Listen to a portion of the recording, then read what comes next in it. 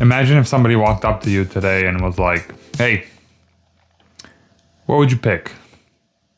A brand new Ferrari or a brand new Mitsubishi? In 2025?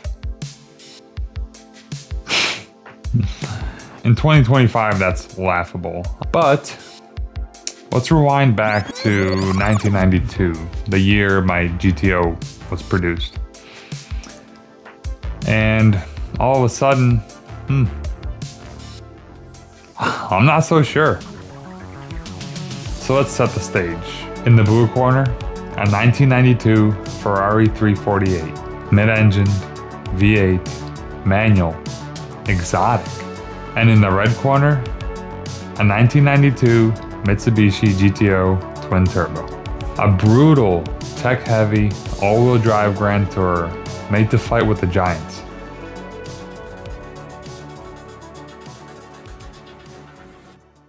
On paper, the Ferrari makes just 300 horsepower, the same number that Mitsubishi claims. Except, Mitsubishi's number came from the infamous gentleman's agreement. Real dyno numbers? The GTO often hit over 300 horsepower stock. And while the Ferrari is lighter and more agile, the GTO hits way harder off the line, thanks in part to its all-wheel drive system and mountain of torque.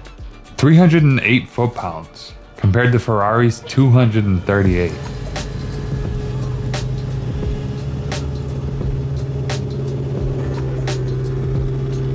The 348 had pedigree, but the GTO had gimmicks that actually worked.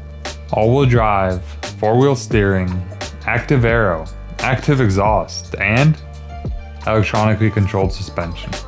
This thing was a spaceship in 1992, and Ferrari didn't even pretend to offer as much tech. And the GTO did come to the US. It was just called the 3000 GT, or you can get a Dodge Stealth variant with the same amount of gimmicks and same amount of power. If this kind of matchup gets your gears going, hit that subscribe button. I've got more comparisons and more builds coming. And here's where things get a little philosophical. The Ferrari is like a scalpel, focused, exotic, temperamental. The GTO, it's more like a sledgehammer wrapped in leather. Fast and fun, but also heavy.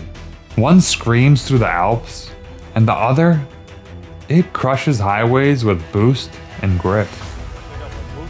The Ferraris, they didn't even have power steering at first. Think about that. And it's just a super rad car to drive. I mean, the thing just looks... Back in 92, the GTO didn't even cost half as much as a Ferrari. And fast forward 3 decades, and now, the maintenance on a Ferrari probably costs as much as the whole GTO. The GTO just gives you accessibility with aspiration, and that's where it wins. I've stripped it down and rebuilt it from half the frame up, and honestly, I doubted whether or not it was ever going to run again. But now that it's finished, it's been one of the most rewarding machines that I've ever touched. So you tell me what really matters in a car. Oh yeah, baby. Thing's such a cool car. Absolutely. Love this car. Well, let's check it out. Back in 92, if you wanted something fast, fun, and futuristic, the answer probably wasn't Ferrari.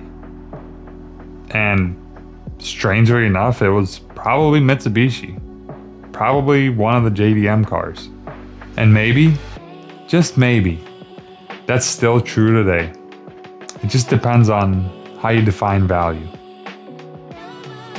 Drop a comment. Would you have picked the Ferrari or the GTO back in 92? I'm Taras, and this is Objective Garage. Here, we wrench with heart, speak the truth, and always keep it real. See you in the next one. Goodbye, my friends.